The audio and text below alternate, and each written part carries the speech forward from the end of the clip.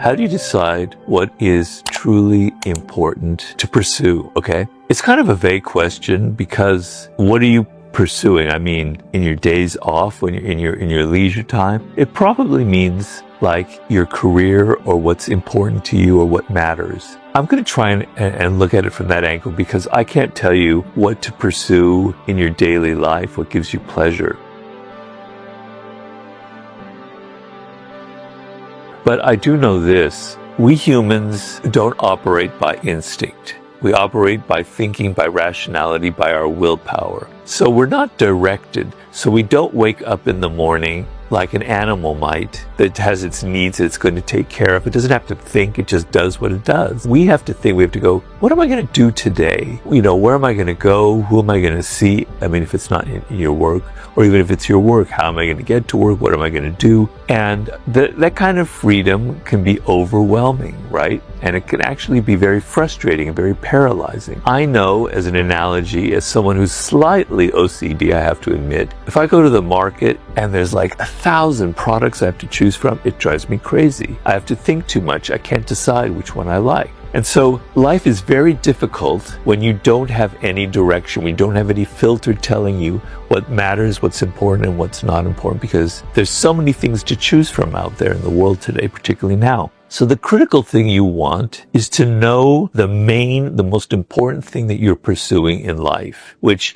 in my books, you'll know as I call your life's task, right? You know deeply who you are, what excites you, what kind of career you want, the kind of things you want to study, the skills you want to develop, the business you want to create, the book you want to write, the film you want to make, etc. Okay? You have an idea about that. It's like an anchor in your life. It's like giving you radar. So every time someone comes into your life with something, saying, hey, come on, let's go do this, or let's go travel here, or let's try this, your mind goes, that's not important. That is not related to the goals in my life that truly matter. This is what matters to you, okay? So you have to understand that life is very, very short. It goes by so fast, you have no idea. I can't believe that I'm in my 60s right now because to me, I'm still in my 20s. It just went like that. It's going to happen to you. You don't realize it's going to happen to you, okay? So having a sense of what really matters, which is what you were meant to pursue in life, your destiny, your life's task. And for that purpose, I urge you to read Mastery in the first chapter, Discover Your Life's Task.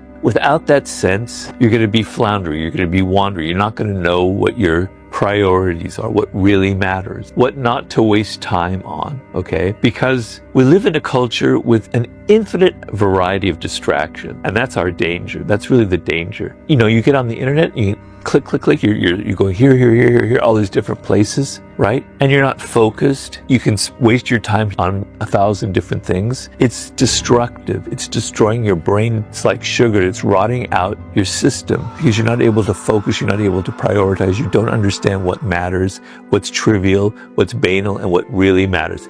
And what really matters in life, I believe, is fulfilling your destiny, knowing what you were meant to create in this world, and going in that direction, which is your life's task. When you figure that out, everything fits into place. I'm a bit of an extreme example. I know I have a book to write, right? And so many other things that could bother me and distract me, I just cut it out because it don't matter. I have a sense of supreme priority, and that's what knowing your life's task will give you.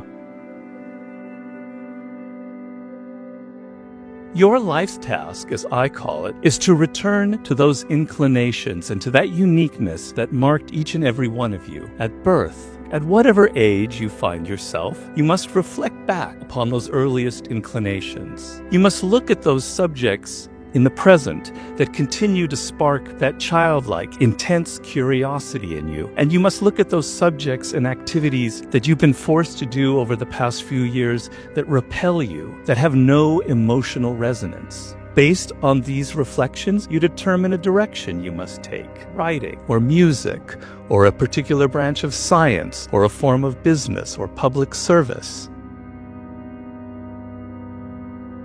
Psychologist Abraham Maslow, who studied a lot of children, for instance, he said that children, they have what he calls impulse voices. And these are voices that say, I like this, I don't like that. They're very clear. They know what they like and what they don't like. Everyone had that because it's the nature of being an infant in this world, right? because it's natural. It's a voice that's naturally inside all of us. And then as you get older, you start listening to Mr. Harbinger and Mrs. Harbinger telling you, don't do this, do this. This is what you should behave like this, don't behave like that. And slowly you go through a process where you're not hearing it anymore.